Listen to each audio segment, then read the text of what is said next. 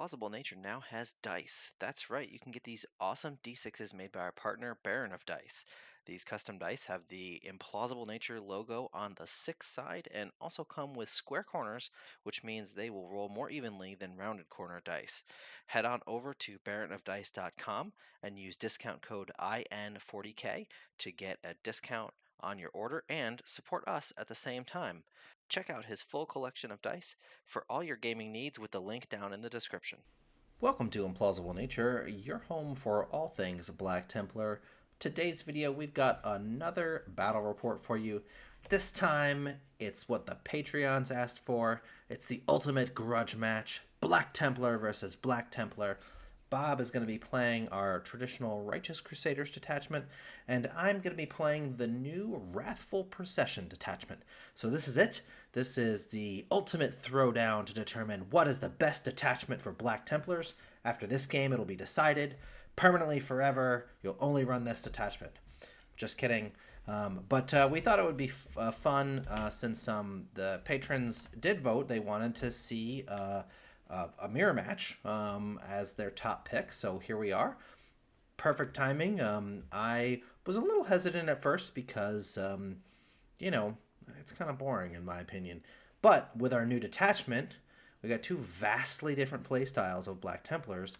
So I think this will be a lot more interesting now that we have our new detachment. So Yeah, I think it'll be a good way to kind of test out in a battle, actually, to see what works, what doesn't, and then you'll get to see the different tactics of the both detachments in action. And while it's not against another army, it'll be the tactics of the army that we play on both sides. So it should be useful for both sides, depending on whether you want to go with the Righteous Crusaders or Wrathful Procession. And obviously, this is not going to be the end all be all no.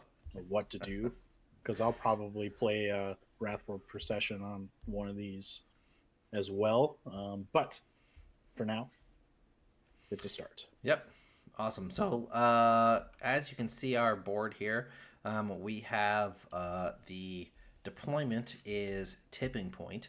We're going to be playing Mission A, which uses the Tipping Point deployment zone.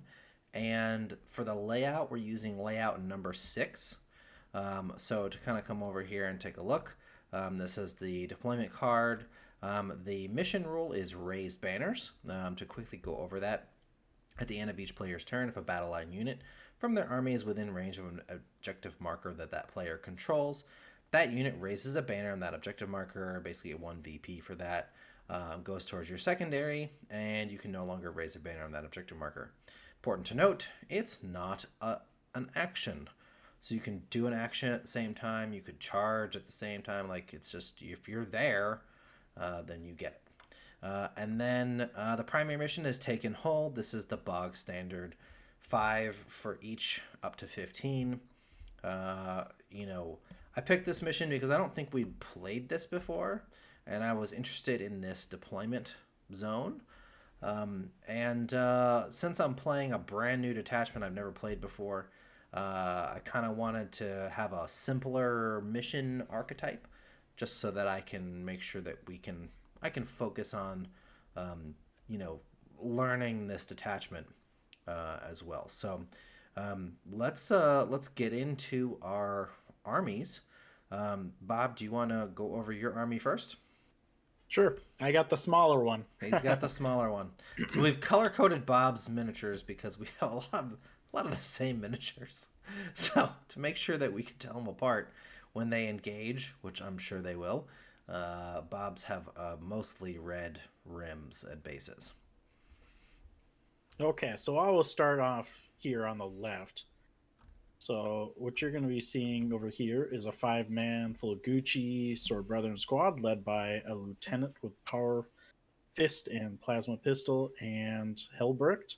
They're going to be riding in this handy dandy Land Raider Redeemer.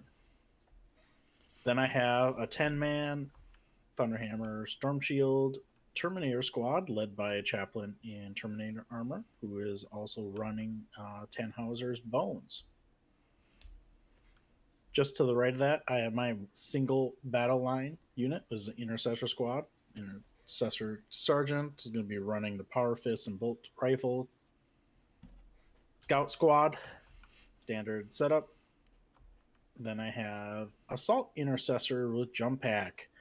I have a captain with the jump pack with him. He is running the Sigismund Seal, Plasma Pistol, Power Fist, and the squad has a Power Fist on the sergeant and a Plasma Pistol, and then one regular guy as a Plasma Pistol.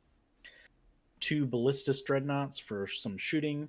And then, even though on the last stream or battle report I said I did not like the Reavers, they are significantly buffed even since then. Yep. So I'm taking a 10-man squad with the Grav, Grav shoots. the Grav shoots, and the grapnel launchers on those. And then I'm going to take the Phobos Lieutenant with them.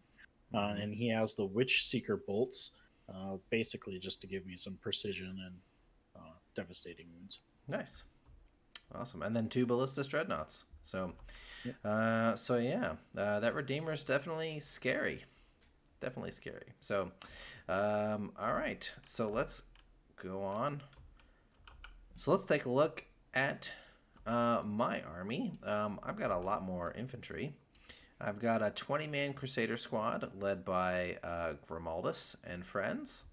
I have a 10-man Swordbro squad led by Helbrecht and a Castellan. And then I have 2 Primaris Crusader squads with no leader. These guys are just going to use their special scout. I have a 5-man Intercessor squad. I have a 5-man Scout squad, same as Bob. I also have Reavers, however, my Reavers are just a 5-man with a Reaver Lieutenant. So they'll be starting on the board and utilizing their Scout move, most likely, and hopefully taking an objective from 6 inches away. And then rounding it out, 2 Predator Annihilators. So hopefully I'll be able to do some damage to that Land Raider because it's mighty scary looking. So, or those Ballistus Dreadnoughts. So we'll have to see how that goes. And lastly, over here in reserves, I have 2 5-man intercessor squads with jump packs. Also on lead, they're going to be deep striking in on turn 2 or 3. So that's the list. Let's get to deploying, and we'll check back in after that. All right, so here we are after deployment. Definitely an interesting deployment. 2 BT armies going against each other. Don't have to worry about too much shooting. So I'll kind of go over my half of the board. You see my blobs of infantry over here, mostly on the right side of the board. We will start there. So I have a 10-man Crusader squad right here. There's not really anything on this side. Really, the only long-range shooting Bob has are these Ballistus Dreadnoughts. So I don't have to worry too much about exposing my infantry, because if he's going to shoot something, he's probably going to want to shoot my Predators. So I have these Sword Bros over here. They're a little exposed for shooting, but I'm not super concerned. All his shooting is short-ranged, and they'll be able to scout. I then have my Reavers right here with their Reaver Sergeant. I then have the High Marshal leading the way. Out front, my lord was always out front with his gold armor. When Helbrecht pulled steel, he wanted to be seen. So his sword bros are right here. I got my 20-man wrapped around the edge of this deployment zone right here. I have my intercessors hanging out on the edge of this objective. Just to note, these windows are open. Bob and I did decide that the 2 pieces of ruins here, there's one in a deployment zone and one in mine, where these ruins windows are open. We did decide that those are open, so if you are in them, you can see and be seen and shoot. So I plunked myself right on the edge where I can't be seen. And then moving over here, I've got another Crusader squad on this block of ruins, along with my scouts who infiltrated to stand on this objective turn 1. And then both my Predator Annihilators are over here on this side of the board. So that is my deployment. Obviously, they're aiming towards this scary looking Redeemer over here. So that is my side of the board. And Bob, why don't you go through your deployment for us? All right, I will start on the left side here. So you will see a couple units that are mirroring what Alex did because he actually did the same thing I was going to do. So I infiltrated my scouts up onto the objective. I made sure they were not quite an inch Not away sticking from the out. wall and not sticking out so he can't charge through them, through the wall into them. Um, you'd have to go around it. Then I have my Reaver squad. They did not go into Deep Strike because I felt like he has enough units on the board that he would be able to screen out anything that I wanted to do for a Deep Strike.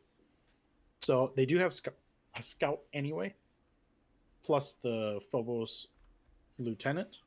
So I can get that extra D6 inches after shooting. Then I have my Assault Intercessors here behind terrain, not in any line of sight, so I can decide to either go left or center, or even no man's land on the right. They're fast enough. Then I have right there in the center of my army the assault terminators. You can probably guess where they're going. Right Then out I front. have the ballistas dreadnought. He is pointing towards that predator annihilator. You have a second one over here, also pointing towards the predator annihilator. So we're just going to shoot each other until someone gives. Until someone dies. Yeah. Intercessor also deployed similarly as Alex there. So I am on the objective, going to claim it, and then bust that out of there. But to note, I did deploy a little bit to screen this back corner. The ballista is deployment not, so I block out this whole corner so he can't drop in and take it with his assault intercessors and with jump tax. And then finally, I have the assault or the Land Raider Redeemer. On this board, there really isn't a good spot for it other than right here in the center. And that's not a really good holding unit. While it's going to do a crap ton of damage, and probably the damage potential would be best used in the center, I decided to have it on the right flank, simply because the unit inside is smaller, and if I need to, I can reinforce it with other units, um, and hold that flank hopefully a little bit longer. And if they decide that he wants to come towards me, then overwatching with the flamers is going to be a thing. Scary. It's going to be scary, is the word you're looking for. All right. So this is the board state for deployment. We will roll off for first turn and get this party going. All right, so talking scout moves. So I just scouted my Reavers up into the building here, so if I didn't have the first turn, they would not get shot. And it turns out I did have the first turn. For the first So time in our history of playing each other, Bob is going first. I am going to leave the scouts there, though, so they did not scout. As you can see on Alex's size, he scouted basically everything that he had forward, Yeah, except for the scouts. yep. I moved the scouts back because I didn't want them to get annihilated by whatever was coming this way, which was the Redeemer. I moved these guys up, but I didn't go the full 6 inches. I wanted to make sure that I would be out of charge range, or a really long charge anyway, if he decided to get out Grimaldus and friends, or excuse me, Helbrecht and friends from there. And then I moved the Reavers into position over here so that they could potentially nuke any unit on this objective with their, as far as OC is concerned, with that. So they're in position there to do that, and those were my scout moves. So let's tell us about the rest of your movement, Bob. All right, so initially I was going to move up my Terminators just enough so we had uh, a pretty long distance charge so I could set up. for that the next turn and charge in. Then I remembered that he is in his 2+ movement and advance Yep. Yep. stratagem. So We should go over that too.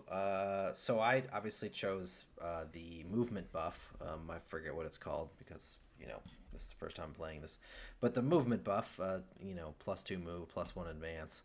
And then Bob, you chose for your Val. Chorus Relentless Hate. Yes, there we go. Chorus of Relentless Hate. The Yes. hate is strong. But Bob, you chose Accept Any Challenge for your Val. And Yes. then in your command phase, if I recall correctly, you popped Fervent Acclamation on the Yep. Terminators because they have T-Bones to give them the 5-up Feel No Pain Yeah. instead of the 6-up. So they have a better chance of absorbing that. The Death Ball that hit. is 10, 10 Sword Brethren. Or the advance and charging. Or the advance and 20 charging man. 20 man, yeah. Yeah. So, and then I also oath this Crusader squad over here. Initially, I was going to put it on this, but then I remembered that my Ballistists already have it. Ballistas already reroll, so it didn't matter. Yeah. So, moving on to additional movement here. So I moved the Reavers up additionally, so I am going to shoot with them. Oh, by the way, I should probably go over my secondaries. I did get Cleanse, which is an easy one for me. Yeah. And then Assassination. So that one's going to be a little bit tougher because I don't have a shot. So it's probably going to be CP discard bait. But I will shoot with these guys. My Reaver's on the left side here with the Phobos. He does have the Witch Seeker bolts, so I will be able to precision on it and be able to get some of those shots where I need to. But to be able to activate the special ability of the Reavers, you do have to shoot something. So I have a 24-inch gun with 2 damage and devastating wounds. Then I moved my Captain of Jump Pack towards the center here so that I can either go to this one or this one. And it was kind of a false deployment over on this side, just to kind of draw some more stuff on that side. It's going to be a reinforcement for what's coming over here because they do have the movement to get in on the sides and flanks and basically take out anything that charges into these Terminators. The Land Raider Redeemer advanced, and I got an awesome advance roll and got a 6. So that actually allowed me to get onto the objective right away. And if he moves anywhere within that 12 inches, Overwatch is happening and they're going to go poof. So I can either do that with these guys right here, which are presumably going to be coming right at that objective, or they are in range of the center. So if they come in range of that, poof, because it is a short wounds. So they do have the ability to see across here and see that. So I got a 12-inch range. Yep. That's going to be pretty hard to avoid if you're going to be charging into the Terminators. So that is that. Kind of giving away my game plan. I did move my Ballistas up to get an additional shot in the Predator Annihilator. So we'll see what happens. Hopefully I can take out that Predator Annihilator and move on to the next phase of my plan. All right. So in Bob's shooting phase, you'll notice there's one less Predator Annihilator over here. I did pop smoke. It didn't help because Bob couldn't miss or missed a wound and just blew it off the board. So, and I couldn't make a single save.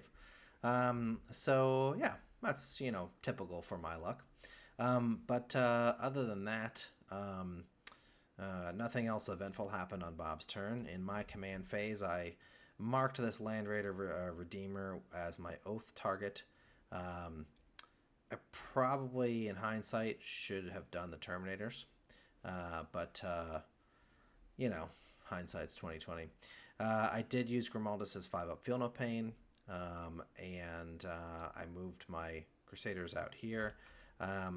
Bob's cheeky movement of his Land Raider with his 12-inch Overwatch range, I used the stratagem to change my litany to be the 5-up invul on this squad and move them in range to take this objective.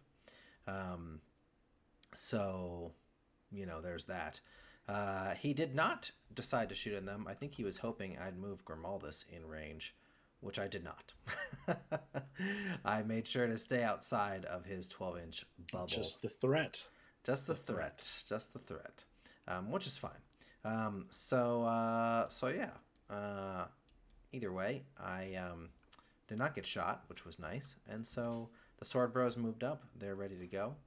And let's see what happens when we do some shooting. All right. So sadly, this Land Raider is still on the board. He had some pretty good damage rolls, though. I rolled a 6. Both the damage rolls that went through, I rolled a 6 on, so 14 damage. However, I did miss with one las cannon, and the frickin' Hunter Killer Missile missed to wound. So it's on 2 wounds, which is very unfortunate. Other than that, I did basically no damage with any of the rest of my shooting. I think I killed 1 Terminator with this entire block of infantry shooting at them. And I killed a Reaver. So, yeah. So that was my shooting phase. I also realize now that I have very much screwed up because my objectives for this turn, which were garbage, I had recover assets and cull the Horde. Well, sadly, the Terminator unit qualifies for cull the Horde, so I had to keep that one. I couldn't discard it for free. But recover assets, I should have left these intercessors over here on this objective. Number 1 to raise banners, and number 2, I could have, recovered assets, and then attempted to recover assets with these guys here, and at least had a shot at it, or maybe the Reavers probably would have been a good target for that. Sadly, I did neither of those things, so yeah, big 0 goose egg. Alex screwed up big time. Hopefully this game does not come down to, how many points is that? 3 points. Hopefully it does not come down to 3 points. If it does and I lose by 3 points, I have no one to blame but myself. So anyway, we're moving on to the charge phase. Hopefully I will be more successful in the charge phase.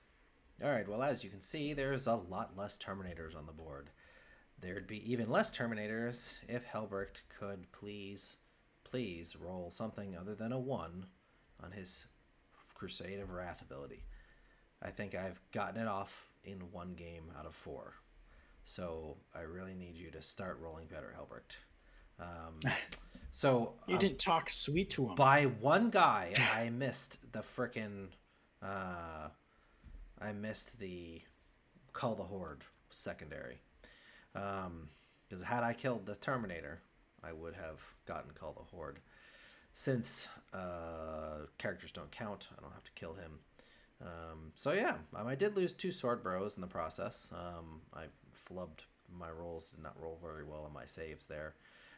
And then supposed to talk about saving rolls. Well, when you're up against 10 Sword Bros, I mean, they'll murder. You're lucky that they didn't all die, knowing the math on Sword Bros. So I think the 5. He rolled a lot of 5s and 6s. I did roll a lot of 5s and 6s. I should have oathed them. Had I oathed them, they'd probably be dead. Yes, probably. So, but that was, again, my mistake because I'm an idiot. In any case, over here, I did some damage, took some damage in return. Sort of an even battle right here. The reroll hits really helped him a lot.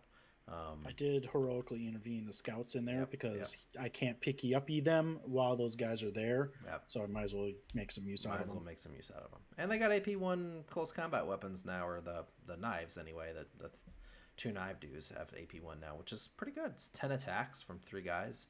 It's not bad. For scouts, anyway. So yeah, I discarded recover assets because I'm never going to score that to get a CP. And I kept Cull the Horde because all I have to do is kill this 1 Terminator and I'll get 5 victory points. So kept that one in place. So this is the board at the end of battle round 1. Let's move on to battle round 2. All right. First turn movement, or second turn movement. All right, so I picked Oath is the Sword Brethren squad. Right there. And I also fervent acclamationed the Assault squad to give lethal hits to them as well. So now they have sustained and lethal with the captain there with his Sigismund seal. They'll activate on a 5+. Left this squad over here, but I did make it so the charge is a lot better. I fell back with the Terminators. They did pass their falling back. Can't believe it. Their battle shock past that, and they fell back. So they will do that. I dropped off Helbrecht and Bros, and they moved forward to get a charge in. The Land Raider pivoted, made his way through the ruins, and is going to line up some shots. It's going to be a glorious, glorious day. Burn, burn, baby, burn. I left these guys in the back here, A, because I want to continue scoring the raised banners, and I want to block off the deep strike there. So we're just going to continue shooting across the board. I did move the ballistas up a little bit so I could get some additional shots. So that was my movement phase. And for secondaries, I drew containment and no prisoners. So that one is going to be pretty easy because I have 2 on each side here. All right, so shooting was fairly eventful. So I did shoot over here, whittled down 3 guys on this with some bolt pistol shots. Over here, I shot, I think I killed between the multi-melta and the pistols, I think I killed 2. 3. You killed 3 because the Melta killed 2 guys by itself. Amazingly. Okay. Oh, yeah, that's right. Yep. So it was 3 guys total. So I want to swing the math in my direction. Then the Redeemer put everything else other than the Hunter-Killer into this, and I was able to kill 8 guys, I believe, on this squad. Yeah, way above average on that. So that was fun. The ballista shot into the Predator. I did well with the last cannon, then whiffed miserably on the missile launcher, so he's down to 2 wounds. So he's bracketed, but he's still up. Yep. Then over here, I shot and I killed like 2 or 3 guys, maybe. I think 2 guys, yeah. So and then that's going to set up more guys charges over here with the Reavers as well. Yeah. All right. So, and then I did my action for my ballistas over here because I forgot that I was engagement over here. So yeah, can't do that over there. So I get 3 points. Yep. All right. Well, let's get on to the combat phase. All right. Bloodshed. Carnage was had. Mass carnage. Okay, so the middle of the board is a lot more thin. Yep. So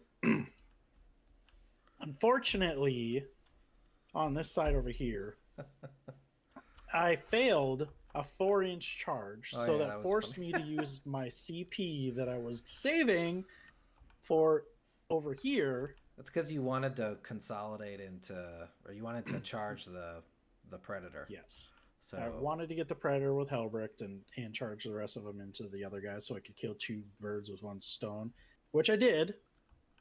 But you had to spend a CP to do it. I had to use it on that. So that means I couldn't use Crusader's Wrath on the Assault Intercessors, which means I did not kill Helbrecht. I AOC'd them, which helped a lot. I still lost the whole squad. However, Helbrecht probably would have lost Helbrecht too. A whirlwind of death and killed 7 guys in return. Yes. So, and guess what? I joked that I was not going to fail Helbrecht's mortal high marshal. wounds. Yeah, and you did. And I did.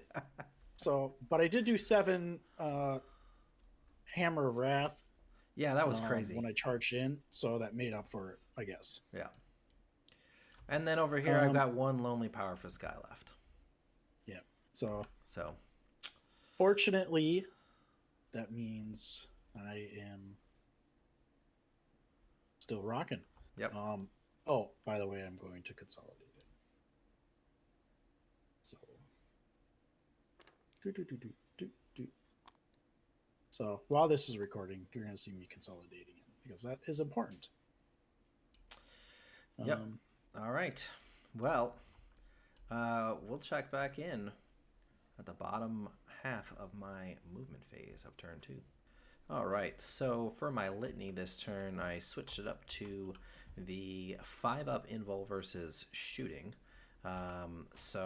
Mainly because this Redeemer here is still alive. And I knew I was going to get overwatched, and I did get overwatched. He only killed 2 guys, I think. 2 guys and 2 Cenobites. But they did absorb 4 shots, those Cenobites did, so worth it.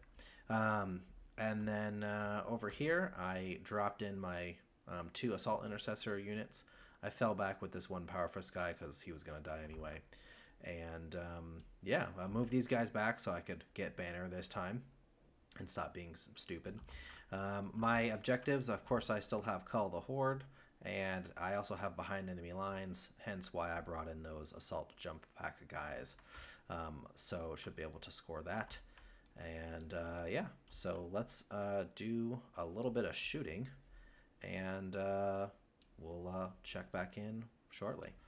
All right, the board is looking pretty sparse. The shooting phase was very short, so we went ahead and did shooting and charges and fights. So I used grenades on the Land Raider and blew it to Kingdom Come. And then I shot the Terminator that was left over here until only the Chaplain was left, so I got Cull the Horde. And then I charged in. I charged the Chaplain and the remains of the Jump Pack squad. My Helberg's High Marshal ability finally went off again. I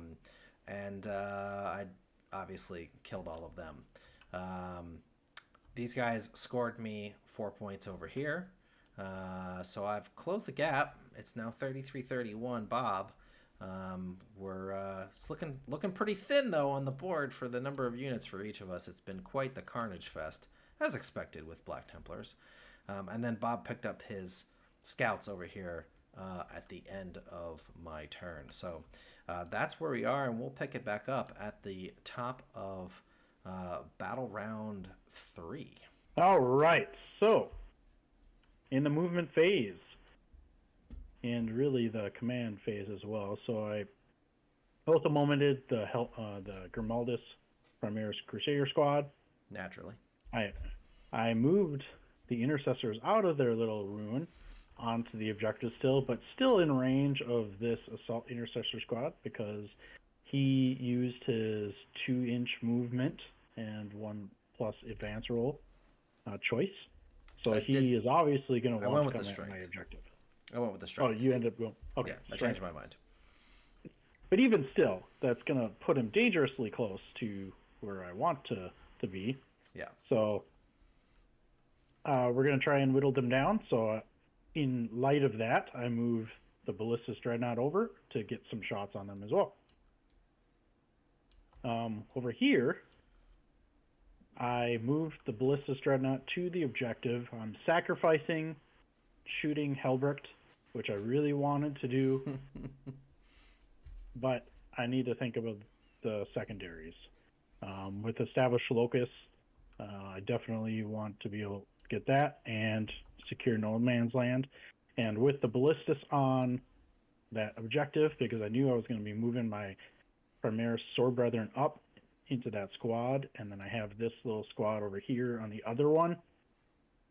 I just need to make sure that I have 2 of them get my points. Yep. So I moved up the Primaris Crusader squad. That'll give them a manageable 6-inch charge.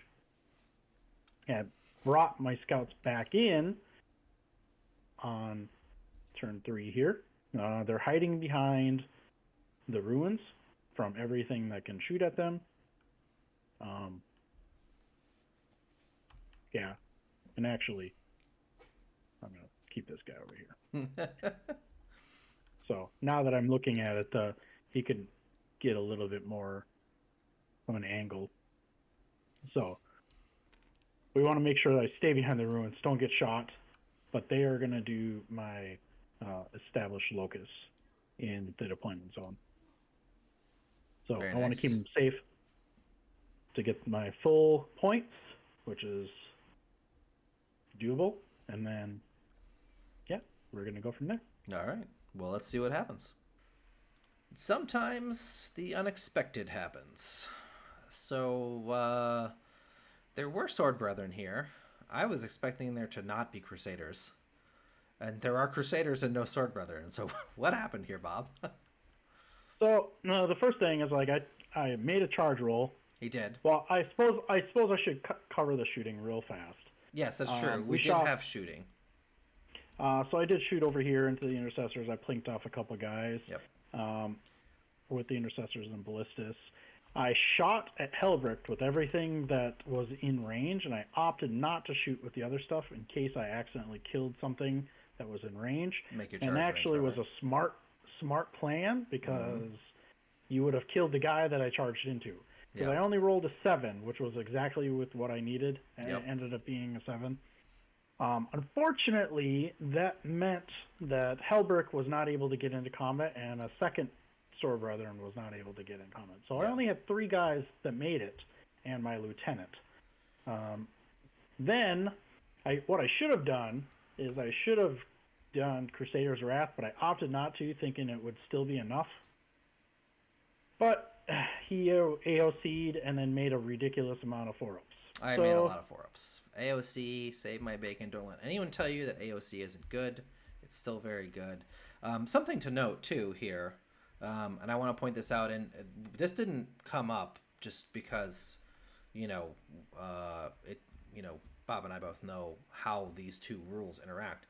But this is something that's very important, right? So, as Black Templar players, when you are deciding whether to use Crusader's Wrath and you know your opponent has AOC or something like AOC, where it's usually AOC triggers on when you select that unit as a target.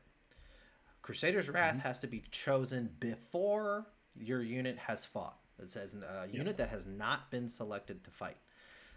So really important, you cannot trigger Crusader's Wrath to counter AOC. You got to do it first. So remember that when you're playing into other Marines, or I'm pretty sure all the AOC style stuff says the same thing. You want to make sure that if you think that your opponent might use it, go ahead and Crusader's Wrath. So that way you will get your full AP in there and counteract whatever they're going to do. So just important to note. Yeah. And I still thought I was going to be able to make that. But again, you made a bunch of saves. I made a bunch of saves. I would say like 65% of them. I made more than average, that's for sure. And then I also made more than average. Way more than average on Field of Pain. So I mean, that's the luck of the roll. It happens. So that saved that squad from evaporating, which now puts me in a precarious position now because Helbricht is left high and dry.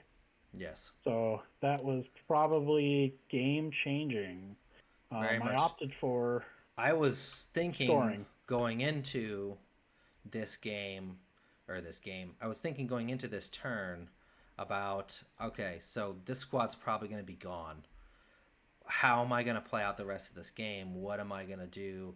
And this changes the makeup of that dramatically. So we'll have to see what happens at the start of my turn 3.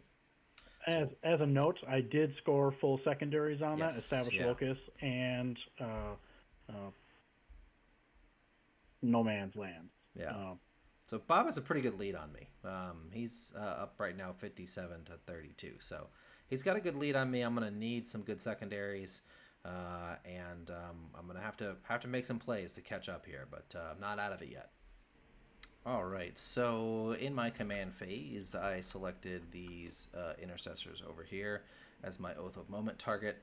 And then my jump pack assault intercessors, I used a CP to give them the movement litany instead of the strength one, which is what the unit, everything had. So they moved 14 inches, making a much easier 4-inch charge for me to get in there. I advanced Helbrecht. He wasn't really going to be doing much else. I'm hoping to mow down Doppelganger Helbrecht and shooting. If not, I may risk charging into him and taking some mortals just to finish him off, but hopefully it won't come to that. So I'm moving him over here to support next turn if these guys survive this charge, which they might. Just depends on how well I roll. That's why I did Oath of Moment on them, to be honest. And then I moved my Reavers out over here and advanced my Intercessors up to have clean line of shot into Helbrecht. So over here I moved my Scouts back onto the board, and my Assault Intercessor Jump Pack guys, they are going to be doing one of my secondaries that I got, Containment. So one or more of my units that are wholly within 9 inches of one or more battlefield edges and not within your deployment zone. Select a different one of those battlefield edges for each unit. So as you can see, they are within 2 different battlefield edges. And then my other one is Cleanse, one or more of your units from your army within range of an objective marker.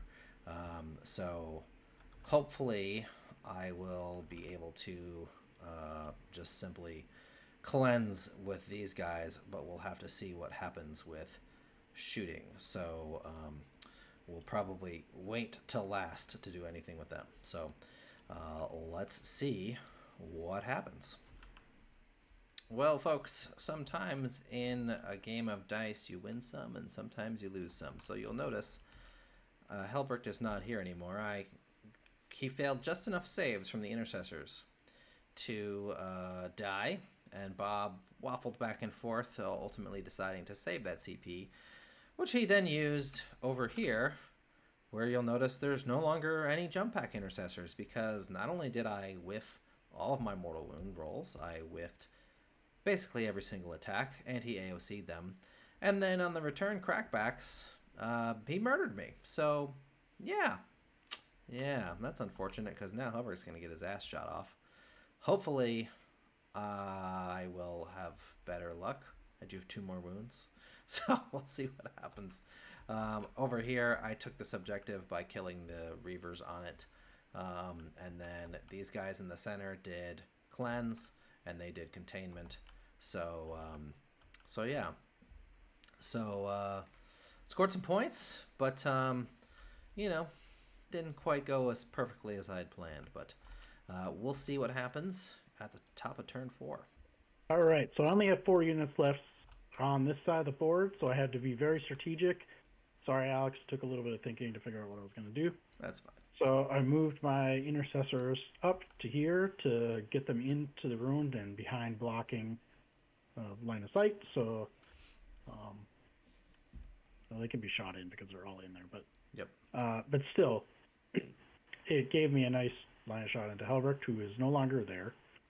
Ballistus came out, and he was trying to make a long bomb miracle at shooting these down because I had marked for death, and didn't get it. Killed 2 of them and then failed the others. Scouts moved up just to have line of sight on Helbrecht, who was my ult moment as well. He got hit by a missile. That was my first shot. Just smoked him in the face. But Alex re-rolled it. I re-rolled that. Yeah. So, fortunately, it didn't matter. It turns out Helbrecht does not withstand the firepower of 5 intercessors when he only has 3 wounds. No. So, all right, and then the Ballistus plinked off 1 guy off of this squad right here. So, 1 in a wound.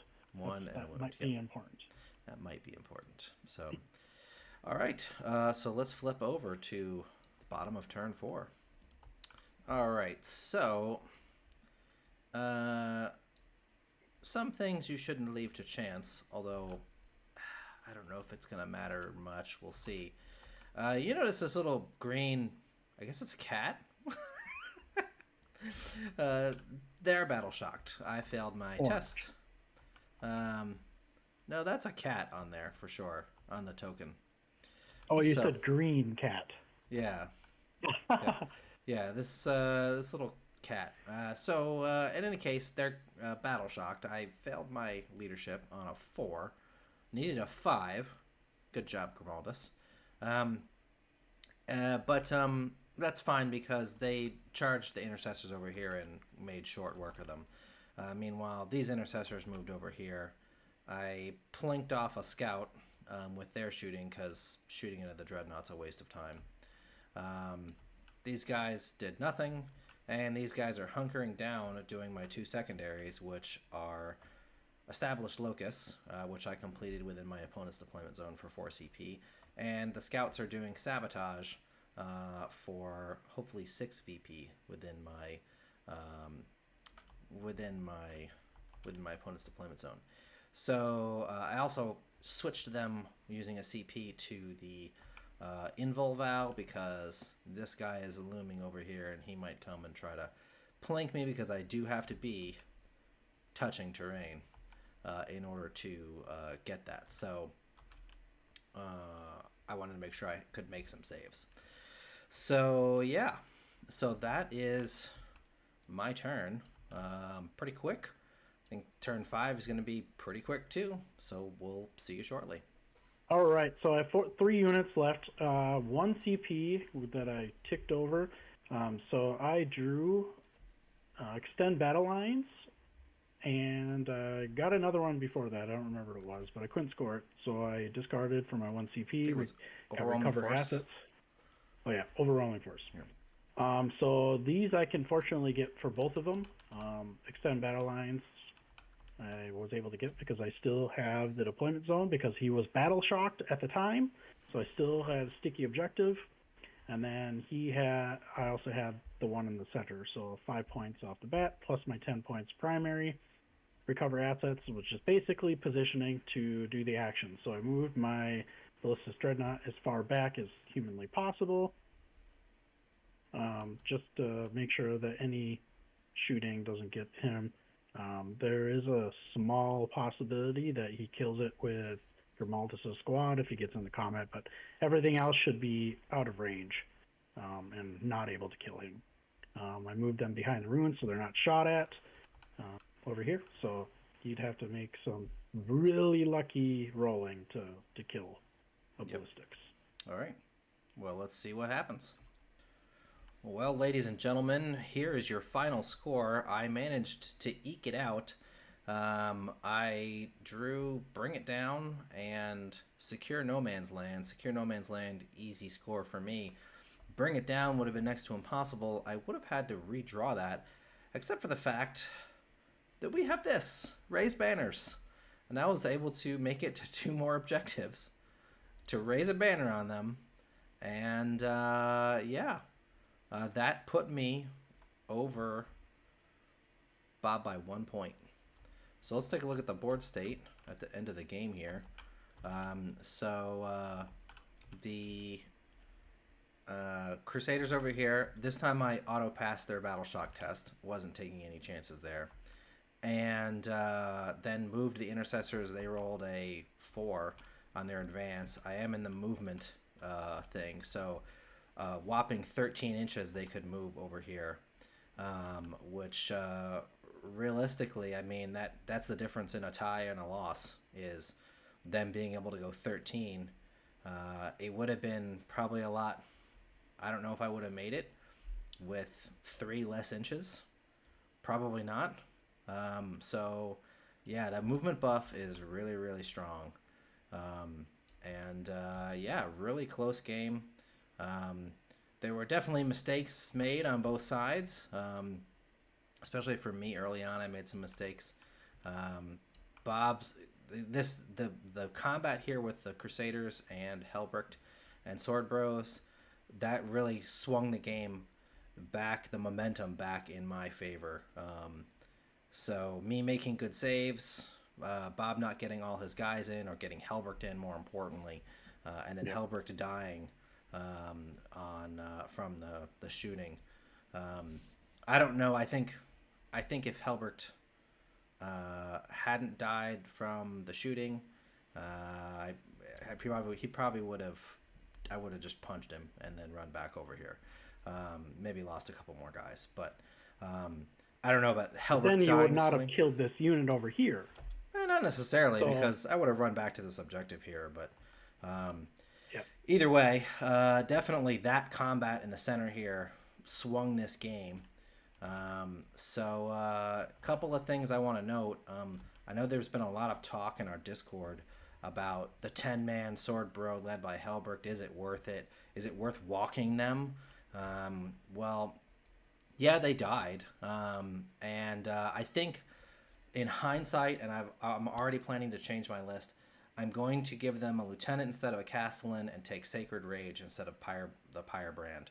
The -1 to hit does sound really good for them, but with the extra movement, I should be able to like make it in cover and stay in cover. Them not having fights first allowed the, if you remember, the assault intercessors over here swooped in and decimated them down to Helbrecht. And so that, if they had had fights first, that would have changed Bob's game plan entirely. He probably would not have wanted to charge them. He may have had to go somewhere else. Who knows? It would have been a completely different ball game. So I think having fights first on them, really good. So yeah, it's an expensive unit because you're looking at, let's see, Sword Bros are 300, Helbrecht's 130. 430 It's about 500 points, right? Yep. But they killed over 700 points this game. They killed all of the, just about all of the assault intercessors. That's a 265 unit, and just about all of the terminators. That's a 400 plus point unit too. So they killed probably around 700 or more points. So that's a lot. But yeah, overall, really close game. Back and forth, came down to the wire. Raised banners for the win at the end, which was I thought was great. And honestly, it was all really possible because of the extra movement. Made it easy for the intercessors to get over here and get that last point that I needed. So, what are your thoughts, Bob? All right, so I kind of took like a rock list to do that. So now, would it be a list that I'm normally taking? No, but I really feel that the new detachment, Wrathful Procession, really favors lists, even after playing with Alex, favors lists that have more units in it, smaller units. So MSU, multiple small units, because you can really utilize that 2+ movement and a +1 advance, especially if you combo with Scout. Now, I think you can rely on the strength of data sheets. Alex did go with the Helbrecht Sword Brethren option. I probably wouldn't, but I would still keep the Grimaldus Primaris Crusader Squad units, because I think you really kind of want to utilize the advanced charge from Grimaldus, and you still have a nice hammer unit within the list. But I think you can really play this objective game otherwise, because if you go over here, 92 points. So only 3 of that was banners, if you really think about it. So his home, middle, and then mine.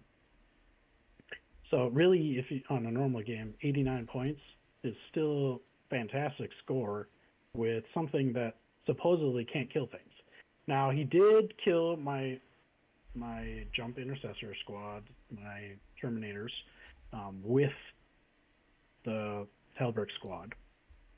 So that's something that he did do of strength of data sheet. But that was not something that, he needed to use something in the detachment for. Really, he scored, it made me play around his extra 2 inches. A lot of my movement was impacted because I knew he was going faster than normal, and honestly, he was right in the center of the board right away. He was able to get to the objectives very quickly in the game or react to his secondaries very quickly. And that is a very, very, very strong rule. So there is other detachments that have something similar, like the Librarius, but it's only units that are within the, or have the Zerker with it. So this is army wide, other than vehicles and walkers. So everything infantry and mounted. But even still, if you build your list surrounding that, that's a very powerful, very, very powerful. Now, the Strength 5 did come into play when he was going against my Sword Brethren in the center, so that came into play.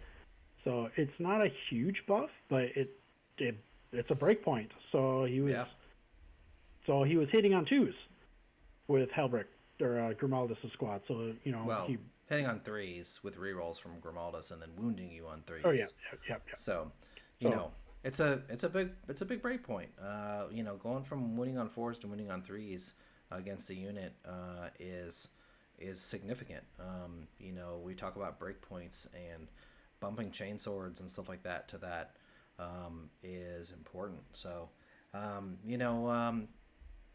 think I'm gonna keep tweaking with this. I think with Wrathful Procession, the key to winning games with this is like Bob said, you got to rely on the strength of your data sheets for damage, because there's not a lot of damage buffs in there. There's the +1 strength.